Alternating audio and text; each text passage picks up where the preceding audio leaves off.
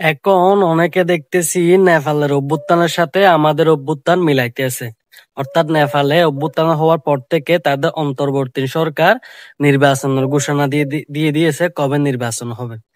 তো আমি বলি কি, ওদের ওই দেশে স্বৈর শাসক ছিলেন না। ওরা আন্দোলন করছে কি জন্য জানেন? তাদের দেশ আস্তে আস্তে ডাউন হয়ে যাচ্ছে, তাদের জিডিপি কমে যাচ্ছে, তাদের চলাচলের অবস্থা খারাপ হয়ে যাচ্ছে, সেই জন্য তারা আন্দোলন করছিল। কিন্তু আমাদের দেশে প্রত্যেকটা জিনিসের জন্য আন্দোলন করা হয়েছে। আমাদের দেশে এক একটা মানুষ 8 থেকে 10 বছর জিম্মি ছিল। অর্থাৎ পরিবার জানো না ও মানুষগুলা কি বেঁচে আছে কিনা ইয়া নাই। আর আমাদের দেশে মনে করেন মানুষ ফ্রিলি ভাবে ফেসবুক বলেন সোশ্যাল মিডিয়া তো কিছু বলতে পারতো না। অর্থাৎ স্বৈর শাসক ছিল এরকম। আর আমাদের দেশে মনে করেন পর পর 3 বার পর পর 3 বার ভুলভাল নির্বাচন দিয়ে মানুষকে উল্টা ফুল্টা বুঝাইয়ে এরকমও কিছু করা হয়েছিল। অর্থাৎ আমাদের দেশের সংবিধান পুরাটাই চেঞ্জ করে ফেলছিল, কিন্তু ওই দেশের এতটা সংবিধান চেঞ্জ হয়নি।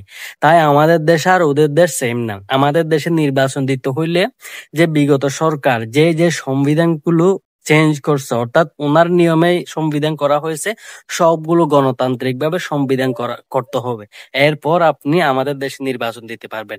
আর এর আগে যদি আপনি নির্বাচন দিয়ে দেন, তাহলে এটা আপনার দেশের জন্য আবারও ক্ষতি। সামনে স্বৈর শাসক আবারও আসবে। এগুলা যদি এই সংবিধানগুলো যদি আপনারা চেঞ্জ না করেন, তাই বলি ওদের অভ্যুত্থান আমাদের অভ্যুত্থান সেম নয়।